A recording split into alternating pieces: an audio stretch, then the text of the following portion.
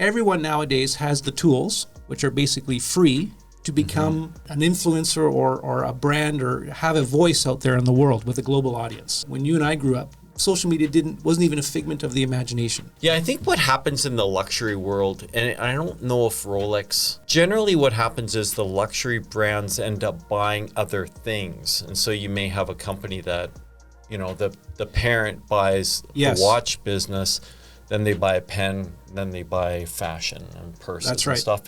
But they're totally disconnected. So they're totally different brand names owned by a larger entity up top. This is good advice for people. If you're going to apply for a job, firstly, find the prototype job that you want to apply for.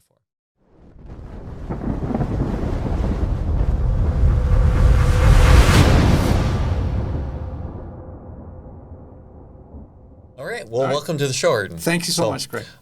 Just as by way of very brief introduction, and you can probably tell us more, but you're Arden Styles. You're from Calgary, which used to be rare in the old days. When I was a kid and came to Calgary, it was like, you're from Calgary, and it was like the most unique thing, and it was this weird badge of honor that people used to have. I've experienced that too. Absolutely. Yeah. Excellent. And, we're going to generically say you're an entrepreneur. You've recently been acknowledged as top 100 entrepreneurs in Canada by a publication.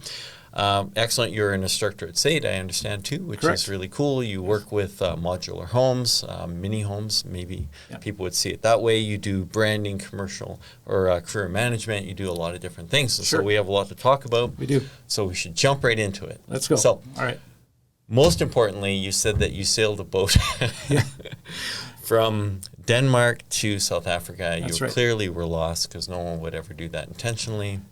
What the heck were you doing? This is I didn't realize that's what we were going to talk about, but that's bizarre. Yeah, it's a very unique thing. So I was part of a high school based in Calgary that had a program that took students from across Canada, put them on a Polish tall sailing ship, and then sent them on the ocean.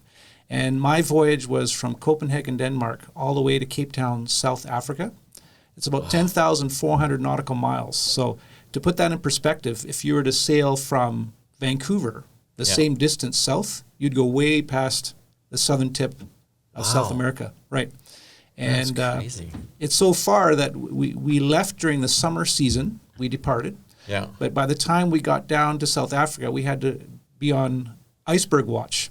No way. Yeah, so you start to think about the distance traveled on the Earth. So how long were you on the boat? So about 5 months. Wow. 5 months. So you take a couple of semesters at sea, and the class is on board, and you take all your regular schooling. Wow. But you visit several destinations along the way. So France, Portugal, Morocco, Italy, Greece, Spain, all the way through the Mediterranean. And were you like at night? Were you not on watch every night, but would you stop?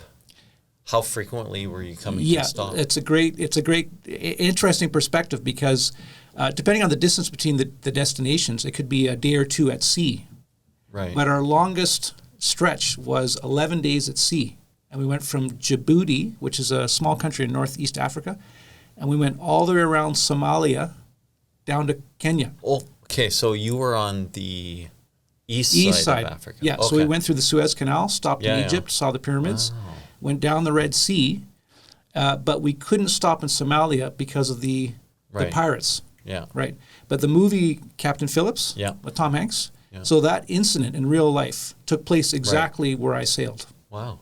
Yeah. That's great. So we were on pirate watch during the night. Did you get scurvy? we didn't, but we had radar, and the ship only moved at about 11 knots, which is very slow. Right. So a pirate vessel could easily come and overtake, and then it was full of Canadian students, so perfect for a kidnapping or something like that. So it was quite dangerous, but we made it through no problem. Huh. That's pretty wild. And so what did you take from that experience? Yeah, so the first thing is a ship. I mean, it was only 140 feet long, so not a very big vessel, not modern in any capacity at all. But it's really a microcosm of society on the ship. So you got different people, different interests, problems and issues and things like that. So you learn about how to become more tolerant with people, and because you're in very close confinement with them for months. Right. Right. So that's one thing. And then just how different cultures can be. So, for example, you could set sail from Morocco, and 2 days later, you're in Malta. Right. So 2 days later, but it's a totally different culture. Right. And when you're on an airplane, you get on the plane, you don't look out the window, you arrive at your destination. But when you're on a sailing vessel, you see the water pass over the hull. Right. So you realize just, how far we're actually going, but how slowly, and just how different the cultures are between each destination. Yeah, and that's, I'm a big fan of going on cruise ships because me too. You wake up one morning, you're in Mexico, the next day you're in a totally different culture, and that's a really interesting experience. So. It is, and in fact, what's the operation of the ship too. So it didn't matter to me, Craig, if it was 4 a.m. or 4 p.m, because when you're at sea, you operate 24 hours a day. Right. So it made no difference. So that's an interesting thing to look back on. Yeah. Yeah, no kidding. That would have been a good experience. Wow. Yeah. Probably. What's the tough part too is as you get older, you start to realize that those experiences are probably in the past. You're not going to, unless you abandon your family for half a year, be tough to do. Absolutely. And when you're at sea, usually about day 3 at sea, a lot of people would start to hallucinate because you'd see things on the horizon because you're totally deprived of, any contact with the shore. So I got really strange food cravings. And one weird food craving I had was wine gums for some reason. Wow. I had these violent cravings for wine gums. Isn't that weird? So strange, right? And then we hit incredible storms as well. Yeah. Storms, so you really understand the power of Mother Nature. And I could remember being on the deck of the ship and the storm was so bad. I remember saying to myself, if the ship wasn't made out of steel, we'd be finished. Is that right? Like if it was wood or fiberglass, you'd be finished because it's so violent. Was it a 3-mast ship? 3-mast ship, 110-foot tall mast. Wow. So a lot of square footage for the sail. Yeah. But the storm was so bad, you had all the sails were brought in, and we had to just motor through it. Yeah. Wow, that's crazy. I had heard, I don't know, this is kind of outside of what we're actually covering today, but I had heard that Africa, when you evaluate, it's like why is one country experience different growth or have a different experience historically than other places, and I haven't really dug into it, but I understand that Africa coastal wise doesn't have a lot of good port locations, which is strange, right? Because you think it's there's so much that's on the ocean. Yeah. Absolutely. Yeah. So I saw that firsthand. Yeah. There's key ports down the coast. Sure. And it just happens to be where the commerce congregates. Yeah. South Africa being one of them, Kenya another one. But we did stop in some areas and it's just a rickety dock. Yeah. And you had to stop there to get water or whatever the case may be. But you're absolutely right. You can travel hundreds and hundreds and hundreds of miles with seeing absolutely nothing. Yeah, and it would be tough. I guess, like I said, I haven't looked at it, but it would be tough to pull in a commercial, 1,000-foot vessel into the shallow, not good ports. And that's part of why their commercial experience over history has been different. That's right. And that's in fact, fascinating. When we left the Mediterranean, you port in Alexandria, Egypt. So that's sort of the gateway to the southern ocean, basically. Right. So all shipping traffic stops there in the port of Alexandria. And we had to drop anchor right in the port. Yeah. We couldn't dock anywhere. Right. And we were kept there for about 7 days as the papers were processed. No way. Because once you're free to go, now you have access to the Suez Canal and the Red Sea. So everything stops there. Yeah. Right. And the government is in no hurry to let you go through. So is the Suez, this is we're just wandering now. Is the Suez Canal it's different than the St. Lawrence because there's an elevation change. Correct. But is the Suez, there's no locks? It's just same elevation in the Mediterranean to the ocean. Yes, it's from what I can remember, there's no locks. Yeah, same. It's just like a road. It's a water roadway, and it's just ships. Yeah, going through. Huh. So, and I can remember we returned to the ship. Yeah. In the Suez Canal at night. And I remember looking, and all I could see was just lights from thousands of ships. And I thought, how are we... Is that right? Really? Waiting to get their transit. Wow. And I thought, how are we possibly going to find our ship? Because it's just there's no way to identify it. And it's totally black except thousands of lights, but they found the ship. Don't you just push the thing on the remote, just beep, beep, and it sends off the headlights? Well, I remember getting back to the ship, and it was like being reunited with an old friend. Wow. Because now you're safe. You go back to your bunk. Yeah. You know, the ship's ready to take you further south. Wow. But I remember saying, you know, once we go south, I mean, that's it. So you got to, it's a totally different world. Wow. Yeah. I would imagine, and you know, you had said that you like to be fit and healthy, and like when you're on a ship for 5 months and it's 100 feet long, which is essentially nothing. It's like very small. Yeah, it's like one side of your yard to the other side in a lot of cases. Yeah. What do you do for health and fitness? Yeah. Like so at the time, I was 18 at the time, Craig, and I had just done a bunch of martial arts. I got my black belt maybe a year or two before that.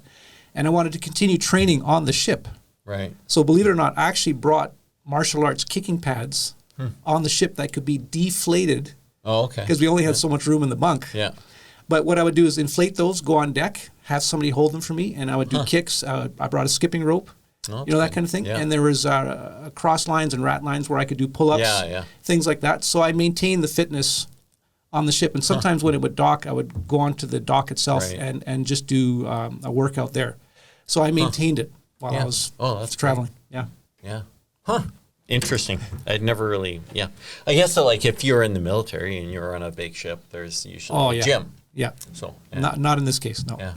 Wow. Well, that's cool.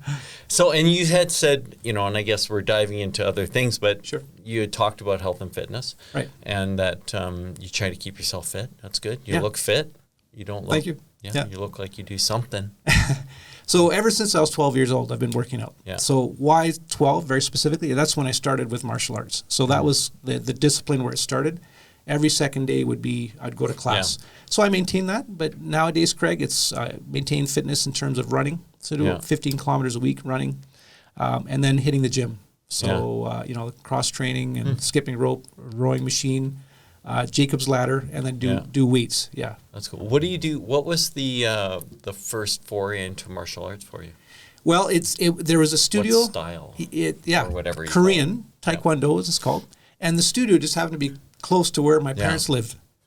Right? So we just went, and it looked interesting. And in fact, I didn't like it for the first 2 years. Yeah. For 2 years. But the remaining 8 years, I really enjoyed it. And I became an instructor, taught classes when I was in university for a little extra income.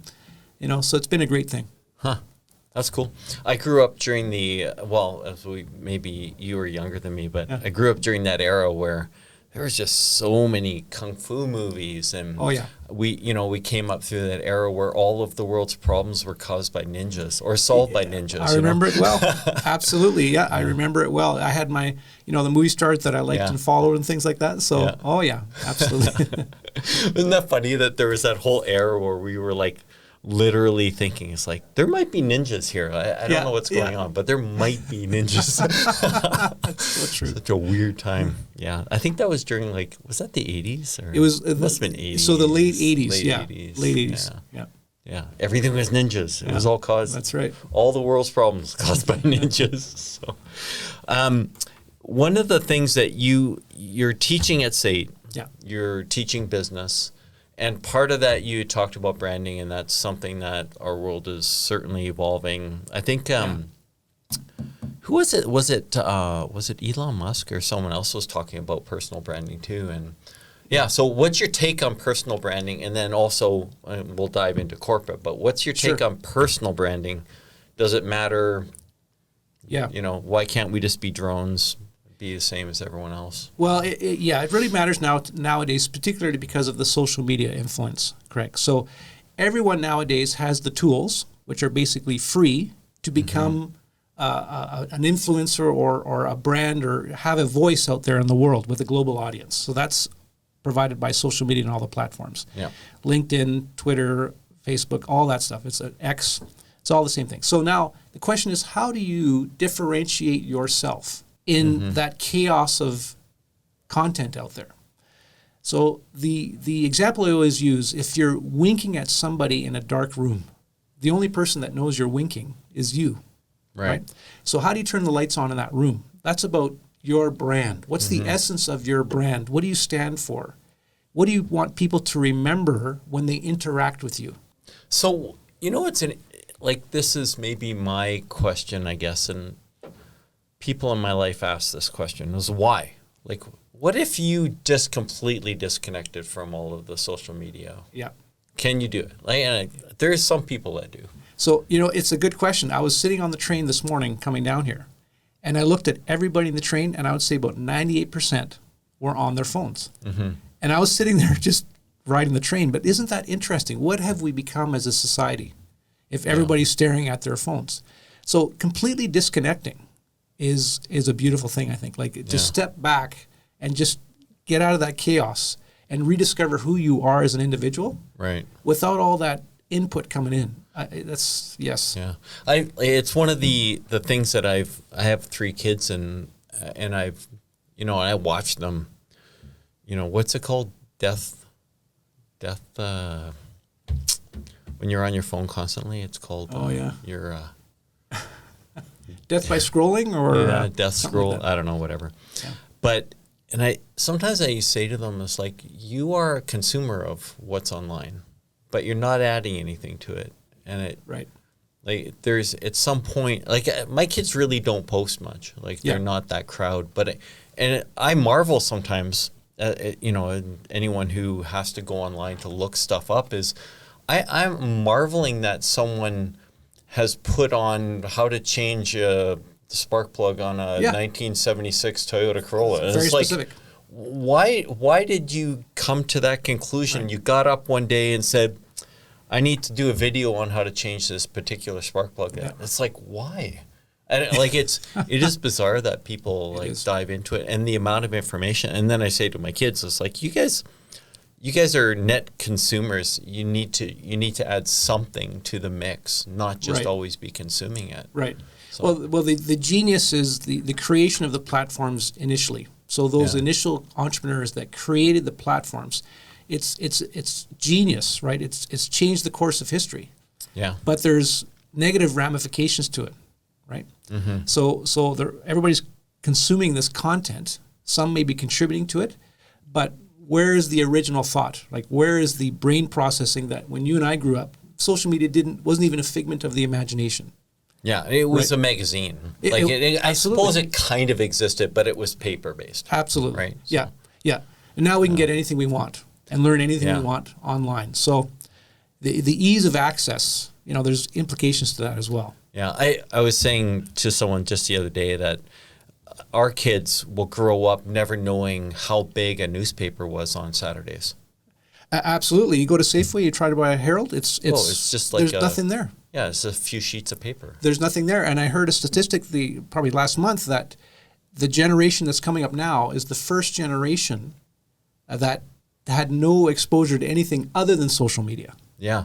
Right? It's the first cohort of population going through. Yeah, and in some ways, from a sociological perspective, you use that to define the generation. Right. To say that this generation only existed during this time frame. Yeah, absolutely. And then we see how are institutions going to keep up with that? So if we just look at the recent election in the United States, I mean, that was entirely driven by the power of social media, right? Yeah. And now everybody has a voice. So what are the implications going forward? Yeah. What are they? Will you tell us? Well, I think I think you've thought about it more than we have. Right. I think there's lots of positive aspects to it, but I think there's a lot of negative aspects to it now. At least, populations can aggregate around an idea or a thought or a perspective, and they can share that more effectively. But now it's easier to understand what that means, or to be able to find it. Right. So the recent election a week ago, I mean, they could calculate to the half a percentage point the accuracy of a demographic voting for this person in this state. Yeah. Right. So, the analysis behind it is quite interesting. Yeah. It is fascinating, actually, that the whole, sometimes they get caught with the why, and here we are doing a podcast. So why are we doing this? And at some levels, it's so amorphous that it's hard to actually put your finger on it. It's why do we do this? And if we stop doing it tomorrow, what difference would it really make in the Right. grand scheme of things? And is it essential? Or, that's the alternative question. Is it essential that we do this and Yeah. that we have a voice out there and out in the world? So, Right. but, and it actually, there was a guy that was on talk radio a while back. So David Rutherford, I don't know Yes. if you remember him. Yes. And we were out at a barbecue one time and we were just talking and I was like kind of poking him about the show that he'd done that day. And he kind of like stopped me and said, you got to remember one thing. This is entertainment. And if people are listening, then we won. And it's not and I think a lot of people think that there's another purpose to it. Like, and sure, yeah, it's sharing ideas and giving opinions and stuff. But at the end of the day, if no one's listening, It doesn't matter. it doesn't matter what you say Absolutely. or what you've recorded. So Absolutely. So if you can find your niche and then get that audience consistently, yes, you've won in that sense of how to measure it. Absolutely. yeah. So personally, I guess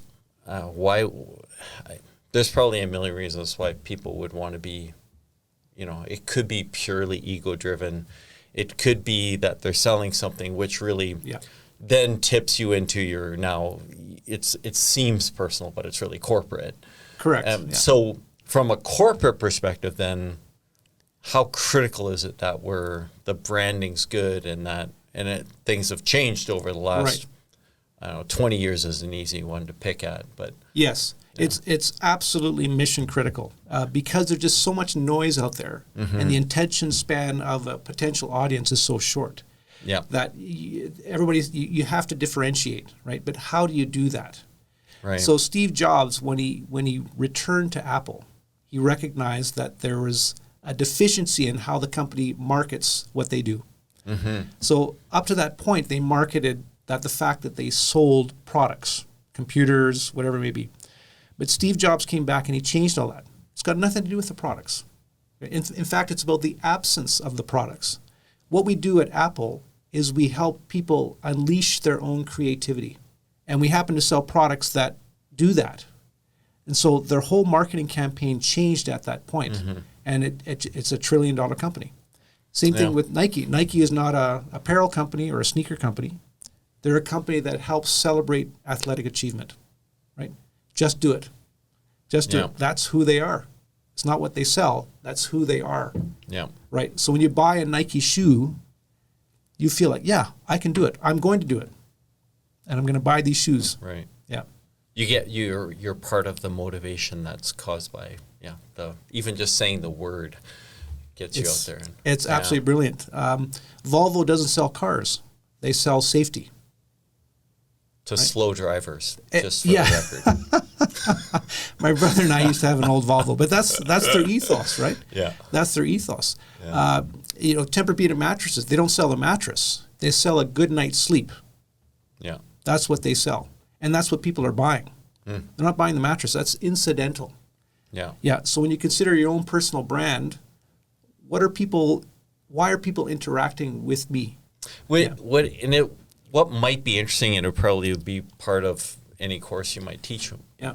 And I'm just inventing this at this second, but I suppose there's got to be some difference between a product that I voluntarily want to buy and a product that's a commodity that I don't have a choice. And I guess what I'm thinking is, I got to buy gas. And I guess I could buy it at Petro-Canada or Husky or Esso, and it's if I run out of gas, I'm going to buy gas wherever I am. That's right. But they still try to create a certain sense that their brand somehow, despite the fact that they're probably all getting the gas from the same truck, is going to be somehow better or different than someone else. Yes. So what they're trying to differentiate, there's that word again. But if you go to Shell, then they have the loyalty points, and they got the air miles and all that, and they got the new screens, so it's more pleasant. Yeah. They're located closer to where I live, right? They're all doing the same basic thing. Yeah. Absolutely. So if they were to study the consumer, why do you buy from Shell versus some other? Most probably would say it's just because it's close to where I live or work. 100%. Doesn't matter. Yeah. Now they know that. These companies know that. Yeah. Right. So they have to sort of level There's up a balance. and balance it all out, right, and offer the same kind of things. Yeah. Airlines. In Canada, it's WestJet, Air Canada. That's it. Yeah. Right? But so why would I pick one over the other? Well, is the schedule better? Is it work better? Right. Yeah. But the experience could be on the loyalty plane, points because it could be. I think that can be a driver for absolutely. Yeah.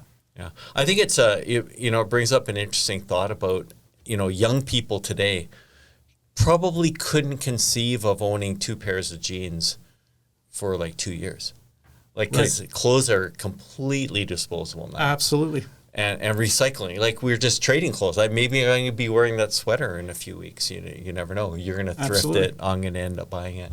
That's right. That's a shocking thing, and without that brand mentality, why would I ever buy 2 of the same thing, or like why would I go forward? So the holy grail for these companies is to create that following, so that when the next T-shirt comes out, even if it's only slightly different, millions of people buy it. Yeah. Right. So it's sort of like a disposable fashion. Yeah. Right. But in our day and age, you'd buy something quality and keep it for years. Yeah. But the trend, of course, now is because social media, somebody likes it, it's different, it looks better on Taylor Swift, whatever. Yeah. And it's sold out. So it's all part of that immediate gratification ethos that's taking over. What brand grabs you? What do you can't turn away from? Well, it's a great, that's very interesting. So I've always been very interested in watches. Okay. Fancy watches. Mm-hmm. I've had an Apple Watch for about 8 years since it first came out. Yeah. But before that, I had fancy watches. I don't wear them anymore simply because this is way more useful, practical. Mm-hmm. I mean, I use it to work out, do everything. The fancy watches don't do that. They just tell time. So it's not very useful for me nowadays, and they cost a fortune. Yeah. But out of all of those, Rolex is the one that has beat the marketing game globally. Right. They have absolutely spectacular marketing globally. And for an organization to do that consistently, decade after decade, is an incredible achievement, right? So if you think, if you want to feel a sense of achievement, you want to buy a Rolex, right? Even though I could buy a Timex, costs $25, I'm going to buy a Rolex because it's $25,000, and only a Rolex can give me that sense of achievement. Yeah. Now, Rolex has spent hundreds of millions of dollars to make sure globally that that's the case. Yeah. Right? They sponsor F1. Yeah. They do all that kind of thing. So it's, if you look at it academically, what that company has done is really quite extraordinary. Yeah. I think and I 100% agree, Rolex has built itself into an unbelievably recognizable brand. Like even though Harley Davidson is recognizable, you could literally see 2 bikes drive past you and not know which one was a Harley. But a Rolex is a Rolex. You'll know, just a quick glance, you'll know it's a Rolex. Absolutely. It's interesting. It's very interesting. And you could take a Rolex and sell it anywhere in the world instantly. Yeah. It's like a bar of gold. It's cash, yeah. It's cash. It is. So how a brand achieved that, is extraordinary. If you look at their website, every picture, it's perfect. You know what's 2 examples of this that are, I think, worthy of examination? One is certainly Yeti. Absolutely. And Yeti has, I think people today would just assume that Yeti's always been there, but Yeti didn't exist a few years ago. And then suddenly, what was the first product that Yeti ever had? I don't even know at this point, but it was probably a mug. A mug? Oh, it might have been the cooler. The Yeti cooler. It's got to be one of the 2. Yeah, one of the 2. Excellent brand, and it's YETI, black on white. Yeah, simple. Yeah, but it's amazing. But what have they done? Right. Yeah, and to the point where they have standalone locations. Yes. And people literally go in and be like, I need that and that and that. And they're just buying the entire lineup of products and now different colors. And it's like, wow. Yeah. They've created it. And, the product's good. I guess that helps too. Like if you had a crappy product and a great name, that would. So absolutely, they deliver a consistent product every time. And it works. And it's probably more expensive, yes. But people derive a sense of value from it. If you go to the Apple store, always busy. Yeah. Always busy. Why? Because they've achieved the same thing. Yeah. I think the other product that's probably less known is there's a luggage product called Tumi.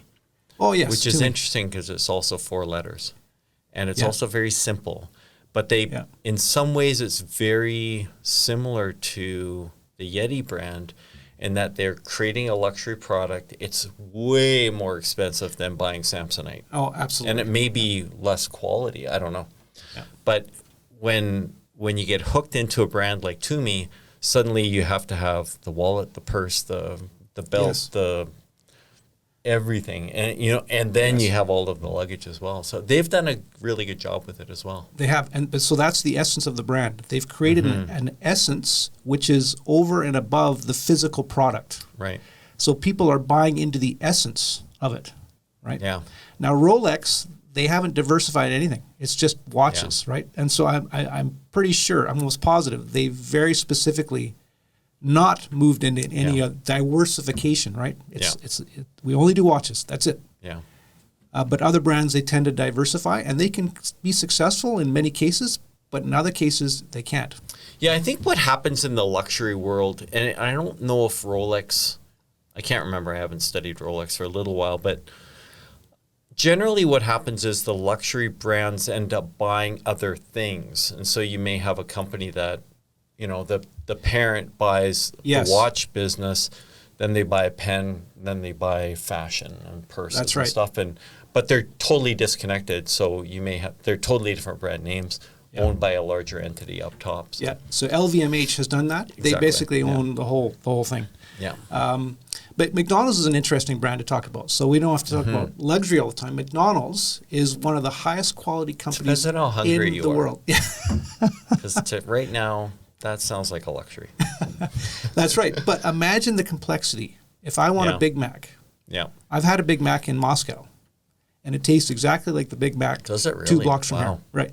So you think about the logistics, the supply chain, the quality control, to be able to do that in any country on earth. A Big Mac is a Big Mac is a Big Mac is a Big Mac. The fries are the same globally. Wow. Billions of dollars in infrastructure behind that are there to make sure that if you travel to Cape Town, South Africa, that French fry tastes exactly like it tastes here. That's interesting. So incredible quality of McDonald's. One of the highest quality restaurants in the world. Yeah. My brother, to debunk myths, there was like a period of time where everyone was attacking McDonald's. It's like, well, this is not real meat and all this sort of stuff. Yeah. My brother was an environmental consultant, and he got to go into the meat packing plant for McDonald's. And he said, what is in a McDonald's burger is purely beef. It's just ground beef. There's no other, it's not being from the ground. It's ground beef. Yeah. And that's it. Doesn't surprise me at all. I've been in the manufacturing plant that does the McMuffins. Okay. I did a project for that company a number of years ago, and the quality control of just a McMuffin, just the bread, is incredible. Is that right? Wow. Down to the number of little sesames or whatever. Really? Yes, and every single one is scanned for metal. It has to have the certain amount of loft. So the quality and precision of even the most humble product is beyond imagination. Yeah. You know what? You probably are old enough to remember when the McDonald's hamburgers were served in styrofoam containers. Absolutely, I remember that. Yeah. I gotta buy one of those because that's a wild piece of history. Oh yeah. And that sound when you open the squeaky squeak as it opens, man, it just gets the juices going.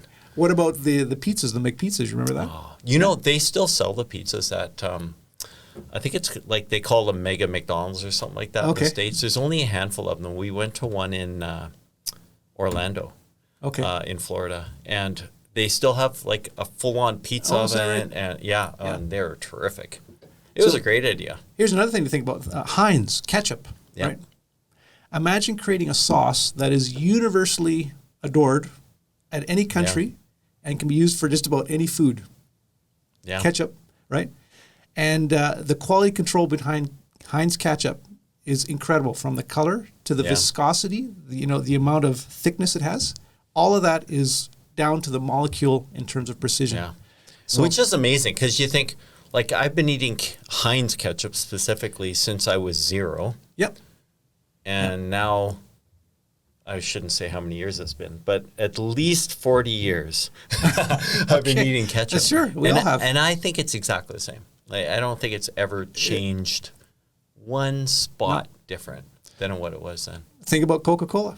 Yeah. So Coca-Cola. I think about it a lot. Sure. Thank you. You know, a number of years ago, they had a problem on their hand because they had the new formula of Coke, right? And there was rebellion. So they had to bring back Coke Classic. Yep. So there's a lot of analysis out there. Well, did they do that on purpose to drive demand for the Coke Classic, right? But just to maintain that Coke taste, again, globally, anywhere, is an incredible feat. Here's a shocker. You may not know this. Okay. Dasani water? Yes. Did you know that it comes in a syrup? I did not know that. So at the packing plant, I've been to the packing plant. Okay. And it comes in those cubes, the syrup cubes. And Dasani water is, I think it's it's either filtered or distilled. I forget what it is. But and then they add chemical to it to give it its distinctive flavor. So the water itself is a syrup? Is that so the water itself is just water. It's probably out of the tap and then processed via filtering or some other process. Yeah. And then they add to it the flavor, mineralization. But it literally comes in a syrup, which is shocking because who would have thought? Who would have thought that? Yeah. I thought they just went to the bathtub, cranked it open, filled it up, and no, but it's actually literally, and it's controlled. It's a Coca-Cola product. Yeah, so absolutely. The flavor of Dasani water is controlled probably as carefully as Coca-Cola. Absolutely.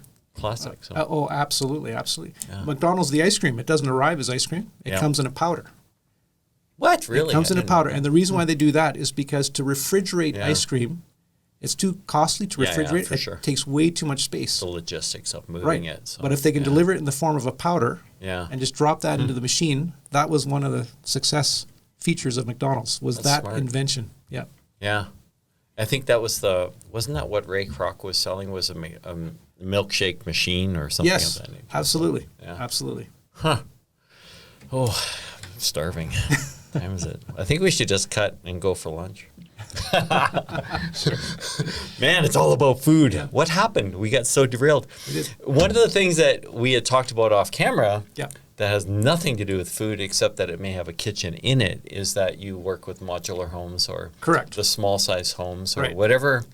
What's the current term that we use for small form factor homes today? Yeah, so there's many words you could use, terms. Tiny homes, micro homes, but we do modular homes. And the reason why the modular word is very important because insurance companies, mortgage companies, inspectors, if it's a modular home, it has to meet certain criteria. That's right. That makes sense. Yeah. And if it doesn't, then it's considered something else. Yeah. And then you're in a different category of insurance. Right. Right. But a modular home is defined by a home that is built off-site, in pieces, and delivered to a site and then affixed to the site. Is it assembled on site or off site? It's both, right? So a lot of it's done off site, but some finishing work and some final assembly is done on site. The key feature too, Craig, is that it's attached to the site. So you can't leave with it in the middle of the home. Yeah, in the middle of the night. Yeah, exactly. I slept in the shed one time at home. Oh, okay. I don't know if that's the same. It's probably a little different.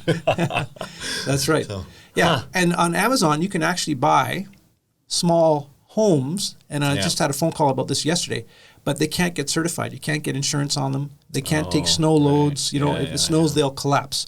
So they're basically sheds you can put in your garden, put your lawnmower in. Yeah, but you cannot live with it. So the thing that I've always, I guess I've never asked or gotten my head around is, if I said one day, hey, I want to live in a small home. Yeah. What's the like, do I have to find land? Do I just find someone else's land? Do I rent land? Like, how do you go from not having a small home to being able to live in one? Yeah. Like, what's that? There's several ways to do it. There are developers out there that have communities where you can put a modular home on it. Mm-hmm. Another way to do it is if you have a property in Calgary, for example, you can put a laneway home in your backyard. Permitting required. That's correct. Okay. But the government, the municipal government, has freed up the red tape to do that because there's a housing crisis going on. So it's much easier to get a permit to be able to do that. Okay. So you could simply go online, order the modular home, have it delivered. It's dropped right on the back of your house, and you connect it to electricity, sewer, water, and you're done. You're not. Some people have property that doesn't have a dwelling on it. Right. You could order a modular home, have it delivered to that property, and set up. It doesn't even have to be attached to electricity or sewer. It can be completely off grid. Right? Yeah. Really? Yeah. Wow. What is the, like, if you, let's say we bought one today, what's the minimum requirement for fixing it to the ground? Or can it be set on concrete pads or something? Or like, what is the... It can be packed gravel. Really? A concrete No way, pad, eh? or screw-in piles. Okay. So you screw the piles right into the ground, about 3 feet, and then the home is placed on the piles, welded to the piles, and it's permanently affixed. Huh. Yeah. Wow. And then utilities would have to be dealt with Correct. appropriately. Yeah. However. Electricity is easy, and water and sewer, very easy as well. Yeah. Yeah. Huh. It's interesting how, when we look back, probably, if we go back as far as our grandparents, like the size of homes. My daughter actually lives in a home that's, it can't be much more than 500, 600 square feet. It is so small. Yeah. Like 2 bedrooms. The kitchen is, at best, it's like a place to cook. It's not a place to eat. Even. No. It's crazy how small it is. So I used to live in Vancouver, and I had a condo there, 560 square feet. Yeah. One in den, believe it or not. There was a little den, which was just a closet. But I lived there for years, which was fine for a single person. But if you're married or kids, it's way too tight. Of course. Yeah, right. But definitely the footprint of homes has steadily dropped over the years. And there was kind of a period, and I think I grew up in a home that was probably in New Brunswick, and it was probably like 1,100 square feet, and 3 kids and dogs and stuff. And then there was this sense that you needed bigger houses. And I remember when my brother bought a house, he bought a house in Medicine Hat, and it was like 2,300 square feet. And we thought, what sort of arrogance are you talking about that you would have a 2,300? And, we thought he was nuts. Yes. And now we're kind of it's almost like the pendulum's shifted. So, like if someone has a 10,000 square foot house, the taxes and utilities are so outrageous. It's crazy. That it doesn't make it would actually make sense to have 5 way smaller houses spread out all over the country so you can enjoy them than one massive facility that is so hard to manage. So what we're seeing in our business is that there is a shift from that huge mega mansion 4-car garage to something that's more manageable and reasonable. Right. So what it is, it's not about the home, Craig. It's about the freedom you get in your life. That's what you're selling. Exactly. That's exactly what we're selling. The freedom to be able to do other things, travel, no maintenance. Nobody needs all this space anymore. Nobody wants to pay all this money to all these organizations. So buy a modest home, modular home, delivered 8 weeks. Yeah. No maintenance. Have space there. You can have up to 3 bedrooms if you want, right? Yeah. And then you can, your mortgage is reasonable, if at all. And now you can travel and do activities with your family and things like that, right? So that's smart. The mind shift from the big mega mansions, you still see them all over the city, but we see the pendulum swinging. Mm-hmm. And with interest rates that went up, they're coming down now. But with young people and just the cost of living, they can't even begin to dream about owning. It's pointless. It's totally pointless. But at some level too, I think I think when I was young, that was a dream. That was a dream to own a castle, or something. Right. That's an extreme, but like that, you'd go from a small house to a bigger house, and eventually you'd have a mansion. That was just huge. But the realities set in, and it restricts you. It does. So the definition of success now is not the 4-car garage, right? Yeah. It's a modest home, but being able to do other things in your life. Having freedom to explore and experience other areas of your life. Right. Not being house poor all the time. Right. And, of course, part of it would be that social media has opened up the world to us so we can see it all the time. So it makes it something that we want more. Like, absolutely. I want to see things that I'm seeing online. I guess that makes more sense. Right. And then the Airbnbs of the world, right? So now you can put one in your house on the property and rent it out. Rent it out certain times a year or the entire year or whatever the case may be. But it can generate extra income for you. Yeah. Fascinating. Well, and we have lots of land. I guess we might as well take advantage of it. So. Absolutely.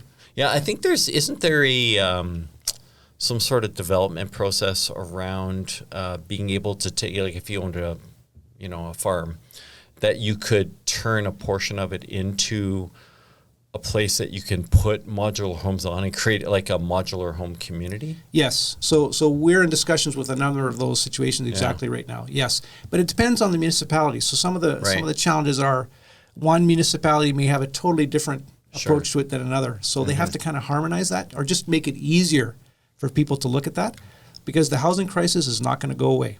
Yeah. So governments have to do their part in making it easier for just organizations to offer affordable housing.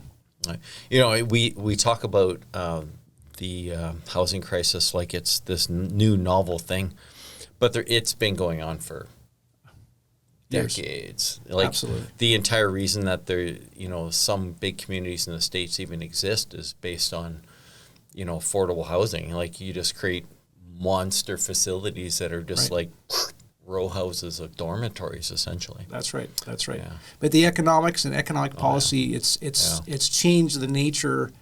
Young people, their ability to earn an income sufficient enough to buy a home is totally upsided right now. Oh yeah. And it was interesting. I was reading an article by a lady who, she was just creating something for people to read, a blog, and she was saying, look, me and my husband, we moved to Canada, and this is why it's so much better. But the one thing she pointed out was the non-affordability of housing. Right. And how, it's great, you can get, she said, free medical assistance, whatever, but she's obviously young because she doesn't know what that means later in life. Right. And but that owning a house was just ridiculous here. Totally ridiculous. And you can really see it in the Lower Mainland in Vancouver. So I lived there for about 7 years, and I could buy a place, but what I noticed was there's lots of foreign money coming in, flooding the area, Canada, but certainly in the Lower Mainland, where foreigners come in and they place their money here as an investment, right? So instead of keeping it in the bank in their country, they go there, they buy condominiums and things like that. So it makes it very difficult for the local population to participate. Yeah. Vancouver's and I guess the harsh reality of Vancouver is that it's a great place to live. Like, absolutely. Like if it wasn't great, probably would have cheap houses. That's right. Like you can look at hundreds of farming communities all across Canada that, you can live there. Yeah. But would you want to live there? Exactly. And the houses are cheaper there. I think the average house in Vancouver is $1 million Canadian. Wow. Just the average. Yeah. And the average is not that great, believe me, in Vancouver. And how do you qualify for mortgages when that's the case? Oh, you need a huge income to do that. Yeah. Right. So, very difficult. But what makes all of the math not make sense is if the mortgages are high and you can't afford to buy that house, and so then someone else buys it and then is going to rent it to you, they still have to make an income on it, or they have to it break even. They're going to pass on the cost of the mortgage to you anyway. It doesn't really make sense. Yeah. And I see it all the time. So when I'm teaching these business courses, the students are struggling with exactly that. Where do I live? How do I pay the rent? How do I find a place for myself and my family while I'm doing my studies? Yeah. It is so difficult. Yeah. So this is you can stand up on a soapbox at this point. How do you feel about the city of Calgary and many other cities are converting downtown business buildings like this building into residential facilities? Right. Now? So good, bad. I think it's generally a good idea, Craig. I think it's a good idea. So Vancouver is probably the most successful at doing that. When I lived downtown Vancouver, it was a great place to live. Lots of things going on, lots of green space, lots of recreational activities, water everywhere, parks, beautiful place. Downtown Calgary is different, right? It's not like that. So yes, you can attract people to live here, and that will happen. They will live here, but the city itself has to create additional reasons for people to want to actually live downtown beyond just that you can walk to work. Right. Yeah. So that's green spaces and recreational and all that, safety and restaurants and grocery stores. So it's coming. And I grew up here and that didn't exist at all. 5 o'clock downtown was a ghost town, right? So you commute in and you commute out. The reality is that there's things downtown that drag people downtown, like there's clubs and stuff at night, but for the most part it's still pretty Like there's not tons of stuff going on downtown. Yeah. And I remember one time you've been on Robson Street in Absolutely. Vancouver. Yeah. I showed up in Vancouver one time. It was probably 10 o'clock at night. And I thought, oh, I'll go for a stroll down Robson. It was shoulder to shoulder. Solid. At 10 o'clock at night. And it was nice to walk downtown. Yeah. That does not happen in Calgary. It doesn't happen. At any point in the year, that's not happening. That's right. Yeah. So, and the climate doesn't help either, right? Because minus 30 and nobody's going outside. But Vancouver, you could do that year round. And you can also, like, they have a great bike rental systems and moped systems. Yes. And it's just, like, in Calgary, we have it, but the reality is that, well, it's November now, and I guess you can still ride a scooter, but yeah, it quickly comes to an end. It does. Like, within 2 weeks, you can't do that. Yeah. So, but it makes Calgary, like, Calgary's still a great place, but I think at some point you have to deal with what you're given, and Calgary's cold. Sure. And it's a suburban city, right, Craig? Like, it's a suburb, so people commute to these, way up north, way out south. It's a long drive, right? Yeah. But if you're working downtown, that's pretty difficult. Yeah. I was saying to a friend of mine who's not from Calgary, and he's like, why would you ever open a business in Vancouver when you're already in Calgary? Like, and I said, we're a people's business. We're a people business. And when you draw a circle around Calgary, we're 1.3-ish million people. If you go out 10 miles, whatever that, 20 kilometers. Sure. 1.4 million. If you go out 30 kilometers, 1.4 million. If you do that in Vancouver, every step you take, that's a massive, massive increase in number of people. So, and Calgary just isn't that city really, and that's it's a factor. It's cold. Absolutely. Yeah. Urban Edmonton's sprawl. the same. Yeah, absolutely. Yeah. Like, and we could build. We could probably build all the way houses from here to Banff, but are you seriously going to do that commuting? Whereas you might do it in Vancouver just because it's nicer. And a lot of people do. Well, they have the SkyTrain system there, so it's a lot easier. Oh, yeah. You can go all the way out to Coquitlam, no problem. But Calgary's different. It's interesting that we had back years ago when we first started doing this podcast, we had a bunch of the mayoral candidates in. Okay. Every single one of them talked about getting transit from downtown to the airport. Every single one of them. How's that working out? Right. You still got to ride that bus somewhere. Can't get the green line going. Yeah. Yeah. I don't know. Yeah. Well, that's a whole other discussion, but political will and all that stuff. Yeah. Woo. Well, and and I guess it would be nice if we could, find a way we incorporate smaller homes. We have access to transit that's efficient and right. Yeah, but that's tough. Calgary's tough. Yeah. So career management was the other thing we had talked about too, and that really brings us home to something that's near and dear to our hearts because partner staffing's a big part of our lives over here, and we deal with employment. So what's new in the world of career management? And it has to do with branding too, I guess, too. There's part of it in there. Sure, absolutely. So what I find now, what's going on with career management is it's difficult to navigate it in the sense that, as the things we've talked about, the social media and the access to information, candidates can come from anywhere on earth, right? They can, right? So how do you find the candidate that really works well for the client or for the organization? Mm-hmm. And if you're an individual, how do you differentiate yourself against the thousands of other people that would be perfectly suited for that job? Yeah. Right? So the analogy is, if you're applying for a job, it's like walking up and putting your resume on the recruiter's desk, but there's a lineup of 10,000 people doing exactly the same thing. Yeah. Right? So there's this massive equalization, but in there, where are the gems?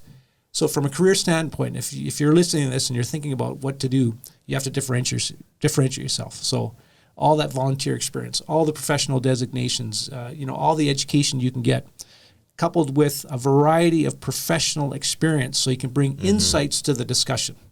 Insights are seeing beyond the obvious. Yeah. Right? So, for example, the employer might be looking for this marketing solution, but because of insight, you can say, well, yes, that is a marketing solution, but however, you need to think about the financial aspects of it and the implications on the organizational culture. So how do you bring a more rounded discussion to that particular function for the job? That's what employers are looking for. Yeah. Oh, well, and of course, a lot of employers, well, all employers, they're trying to solve a problem. And if you don't understand what the problem is, it's going to be really tough to solve that problem for them. That's right. And what I found too, Craig, is that the problem often isn't the actual problem they think it is. It could be something else. Sometimes it could be a symptom of something. That's right. So how do you differentiate between the two? Yeah. The advice that I have to give a lot of, not even just young people, it's everyone, is you probably should get someone else to look at your resume for you because you're really bad at it. And like the reality is a lot of people, like, they're trying to do information dumps. They're just like trying to ram everything in. Yes. And, as an employer, most employers look at it and they just want to see the person they want to hire. It doesn't even necessarily mean they have the exact skill set, and they want to hire a person. A person. Yeah. Yeah. A person, not just, exactly.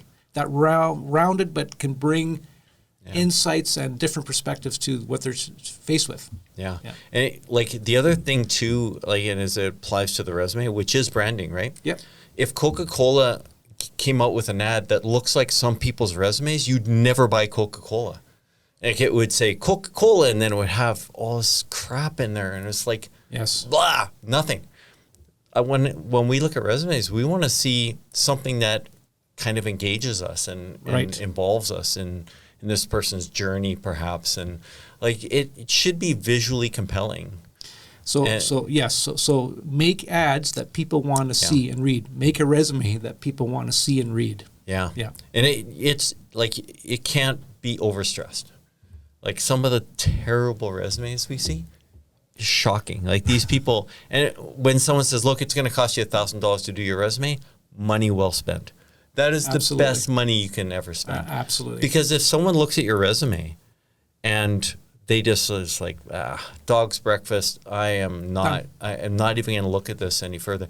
And some people think, oh, well, it's because my name is foreign, or that, I haven't been here long enough.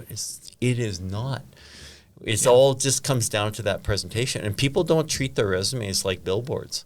And it's a billboard. You need to be on top of it. Yes. Advice I received many years ago is that the white space on a resume is actually very important. Yeah. So it just makes it easier to read and digest. Yeah. And it just helps categorize the information so that the person reading it can just go right, and get the essentials very quickly. Yeah. And this is kind of like the one component of the whole career search and that sort of thing. But if this is good advice for people. If you're going to apply for a job, firstly, find the prototype job that you want to apply for. Your resume needs to match the job description at a certain level. Like, it can't be just like wildly different. If this is the way the employer thinks and they're presenting the role in a certain way, you should be presenting yourself in a matching way. Exactly. That only makes sense. But so many people can't do it. It's shocking. The other thing that's been interesting in my time in staffing is I haven't given it a ton of thought, but there's the whole component of your career. And I think when our grandparents used to talk career, they would be like, okay, I'm going to get a job here, and in 2 years I'll be the supervisor, then I'm going to be a manager, and then I'm going to be a senior manager, and then I'm going to retire, and I'm good. But the career's changed. I think I don't even know how young people could, unless you get a job where, if you get a job as, say, a doctor, you're probably going to be a doctor when you retire. Correct. Most likely. Yeah. But people in media and sales and, engineering, like, you're going to go through a lot of changes. I don't know how you necessarily sit down and say, I'm going to map out the next 10 years. And it's like, good luck. You don't know. In this day and age, unless you're a lawyer or a doctor or very defined career path. Correct. Yeah. So it's really it's a series of projects that most people will go through rather than a series of jobs. So you'll be here for 2 or 3 years. Yeah, you'll do that. It's a project. You deliver that. So what I always tell my students is that your experience will help your employer avoid costly pitfalls. Yeah. You know what I mean? That's what it all comes down to. So if I'm in an interview, I would say, look, because of my experience and because I've seen this before, I can help you avoid costly pitfalls. For example, your problem right now might be a marketing problem, and it is, but if we don't do these 3 things in the next couple of months, what will happen is your conversion rate will drop, your website visitors will drop. Right. So, and I can see that 6 months ahead. So that's very expensive to fix. Yeah. Very expensive to fix that. So let's deal with it now in a much more cost-effective manner to avoid that. Mm-hmm. That's what an employer wants to hear, right? Yeah. How does the thought of, like, we're in an interesting world where you got to have money so you can pay the rent. Right. We know that. So, okay, well, I'm going to go out and I'm going to apply to a job and I'm going to get a job. But at the same time, you're an entrepreneur. How do you take the entrepreneurial spirit, if it exists at all, in an individual and apply that to, they're going into, maybe they're an engineer, maybe they have entrepreneurial passions. Right. But that becomes a bit of a challenge. And our whole world is spinning up this, everyone's in business, I have a business. And yeah, it's an interesting new environment, I think, that we're in. It is, yeah. So if let's take an engineer, for example, and you're in an engineering firm, typically very conservative. Yeah. All organizations are looking for creative solutions, okay? Do more with less. Do more with same, right? Mm-hmm. So you can still have that entrepreneurial spirit within that type of organization by developing solutions, novel solutions to existing problems. That will get you noticed. And if it actually delivers actual tangible results, it will get you noticed as well. Conversely, if you're in an organization that does not support that kind of creative thinking or independent thinking or new ideas, you should find a culture that does support that. Yeah. Okay. And Netflix is an example. I mean, not everybody can work for Netflix, but they're famous for having very little policy. There's no vacation policy. Take any time you want, whatever you want. And what Reed, the CEO of Netflix, he says all those policies, it just stifles creativity. Mm-hmm. It just stifles innovative thought. And it's true. So Netflix is absolutely number one because they've created this culture and the process around it to support really innovative, novel ideas and thinking. Right. And it goes to the top and they implement it. So, but that's very rare out there nowadays. Yeah. I think one of the challenges that I see is there is a certain sense that work smarter, not harder all the time. But sometimes you also have to work hard. And absolutely. There's a lot of people coming up that are just, you know what, I'm so smart and I can do it different and I'm gonna break the process and we're gonna do this differently. Work hard. Yep. Work smart. Put your time Figure in. it out as you go, but Exactly. you got to put some time in. Put the time in, right. And then the proof is in the pudding. Yeah. So that may be a great idea. And if I'm running a company, I say, bring me ideas, and then implement. And if it actually makes a difference, then that's success. It's the tangible success, right? There's a big difference between a good idea and a good business, as an example, right? Yeah. So sometimes those two don't meet. But if you can have a good idea and a good business or a good business process or whatever it may be, then you're really onto something.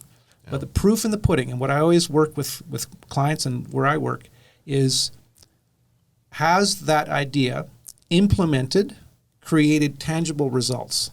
Mm-hmm. Okay, it doesn't have to be doubling something or whatever, but just a tangible result. 1 degree of improvement can really help if you forecast that out over time. It can really make a difference. Yeah. Right?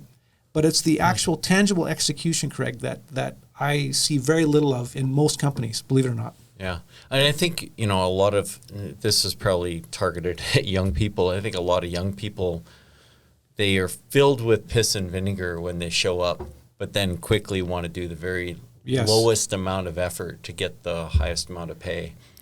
And you will get recognized for that, and not in the way you want to get recognized. Like you need to shine, and there's plenty of opportunity to shine because there's so many people that refuse to shine. Oh, yes. The opportunity to shine has gone way up. Absolutely. Yeah. Absolutely. So with my students, I always encourage them, you got to go really deep. You got to go really look at that energy that motivates you. You know, when you get out of bed in the morning, what is that fire, that spark that really puts a spring in your step to really, make a net new contribution to whatever you're doing? Yeah. Right? So growth plus contribution will equal, your happiness, right? If you stop growing, you may be contributing, but if you're not growing, you're not going to be happy. So growth plus contribution equals a sense of happiness, belonging, a sense of value in the organization you're working with. Yeah. There's a sense of passion in that too. Like you can't grow if you're not passionate about something. Oh, like you kind of fade into irrelevance as you're at your job or whatever you're doing. It's just, you can't get smarter. That's right. Yeah. And so as an individual, you got to recognize the culture. Is it supporting me like that? Does this culture reward mediocrity, celebrate mediocrity? Most cultures do. Yeah. Believe it or not, they reward and celebrate absolute mediocrity. Or are you in an organization that celebrates independent thinking and coming up with new ideas and making them happen? That's where you get juice. Yeah. So as an individual, you have to be very careful about the culture you are joining. Right. You know, it's interesting, as you said, mediocrity. It's interesting how similar it is to meritocracy as a word. Yeah. It must have similar Latin roots, but you're absolutely right. Like I think that there's this celebration of mediocrity as well, where, I got a job at Google, so now I can I can finally kick back. You know, just think of all those people that got canceled out of Twitter now, X. Absolutely. And it's like they got the job that they dreamed of, only to sit there and get fired later because they did nothing. Like they just didn't add value to the business. Absolutely. And companies like that, they're the best in the world. They hire the best in the world. They pay them the best salaries. So that's the competition. Yeah. Right? Yeah. And the competition always exists. So even in our organization, Modular Homes, competition everywhere. Sure. It's everywhere. So the question is, what do we have to do every single day to stay ahead of the competition? What do we have to do as an organization? What is our culture like? What does our marketing look like? How do customers interact with us? Even when we answer the phone, how are we different? Yeah. The ordering process, because that will help set you apart. The other thing, what it comes down to for me, is providing a greater degree of certainty. Mm-hmm. So if you're an organization, doesn't matter what organization it is, but if you can give your client a greater degree of certainty from, I don't know anything, I don't know what's going to happen, to I'm totally certain this is what's going to happen. Right. If you can stay on the upper end of that spectrum, you will be successful in the market. And the companies that do that, they win, even if they charge more. Mm-hmm. Right? So, so when you interact with them, I feel like I know what's going to happen. I know what service I'm going to get. I know when this thing is going to be delivered. I know this. I'm just really comfortable about it. Therefore, I'm going there as opposed to the competitor where I don't know as much. Right. Right. And it kind of goes back to one of our original thoughts, is that companies who are trying to create that sense of this is going to work, you're going to get what you expect. They lean into it pretty hard, and they create, I think, I had a Harley for a while, and just the amount of material that came from Harley trying to keep you as part of the club. The expectation stayed really high. And so there was this drip of constant marketing. You didn't go in and just buy it and then you never experience it again. Yeah. It was like they were giving you the experience, feeding it to you. Keeps you engaged. Intravenous all the time. Keeps you engaged. The other thing I tell people is that you can't convince people to do anything, but you want to be top of mind once they've already decided. Yeah. So, for example, if I have a craving for a hamburger, I'm thinking McDonald's. I'm not thinking Burger King, right? If I'm thirsty and I want a soft drink, I'm thinking Coke, not Pepsi. Mm-hmm. Why? Right? Yeah. Because Coke is winning the marketing wars. They keep it top of mind, just like Harley. Yeah. When you want your next motorbike, Harley's probably going to be number one on the list. Doesn't mean you're going to buy it. Just means, right? You know what's funny about Harley? Just as you said Harley, and I realized I was just in my head for a second. When someone says Harley, in my head goes the sound blap, blap, blap, blap, blap. Really? Yeah. It's just this very kind of built into my nerve system. Yeah. I hear the sound of the Harley motor when someone talks about it. Right. So you have a neuro association with that. And only a Harley sounds like a Harley. Totally, yeah. Only a Ferrari sounds like a Ferrari. Yeah. So the example I always use, I'm happy to pay $350,000 for a Ferrari as opposed to $75,000 for a Corvette. They both have the same performance. They both have the same acceleration, all that stuff. But I'm happy to part with way more money because only a Ferrari sounds like that. Yeah. Only a Ferrari, the leather smells like that. Doesn't smell like that in a Corvette, right? Yeah. Only a Ferrari has that red paint. Mm-hmm. That's what I want. That's why I'm going to pay $350,000 as opposed to, so where are these companies going to compete and how do they communicate that? Yeah. That's the key. And they keep it in front of us. And that's the big part of branding is it's just in front of you all the time. Top of mind. Trickle in all the time. So. Right. And then, going back to the personal part of branding, though, why does it matter? I get it. So I'm asking not for me, but why should I personally brand myself? Well, what difference does it make? Right. Because in this day and age, everyone and everything is a brand, okay? Mm-hmm. Because we have the tools now to communicate that brand to anywhere around the world instantly. So now, if you don't want to be a brand, you want to be anonymous, that's fine. But if you're out searching which is also a brand. Yeah, sure. But if you're anonymity. If you're out trying to sell something, if you're out trying to get a job, if you're out trying to influence people, you need a digital presence, right? So a digital presence. So you have to have share knowledge, do podcasts like we're doing right now, share articles, create a digital identity so that when people search you, it's all right there. So you're already ahead of the game. Right. And that's a brand. And you can manage that brand and basically for free. Right? Yeah. You can manage that. So use the tools you have nowadays to create an impressive digital presence. Right. Okay. Adds value. What was an interesting experience that I had? It was actually the first time maybe that it was at this level, but I was at an event and a lady came up to me and she's, I feel like we're old friends. I've listened to all your podcasts and I just feel like I know you really well. And it's like, whoa, it was it was this weird level of celebrity that I hadn't really expected at all. And just, it was neat. So it didn't get me anything. Like she wasn't selling or buying or anything, but but it could in the future, right? And your digital presence appears before you do. Yeah. Right. So if you're going to give a keynote speech or something, your digital presence will be there first. Right. Right. So you might as well harness that. Yeah. It's amazing. So, well, listen, we've covered a lot of stuff, right? From your boat trip.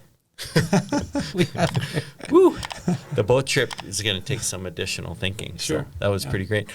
I loved having you, and it would be great to have you again at some point. We got to dive into some crazy topic that people don't expect. Let's go deep. Yeah, okay. It'd be fun. So, okay. But let's leave it, and we'll come back to this again sometime. Okay. So, but thank you for your time. Thank you, Craig. I appreciate having you. Thank you very much. All right.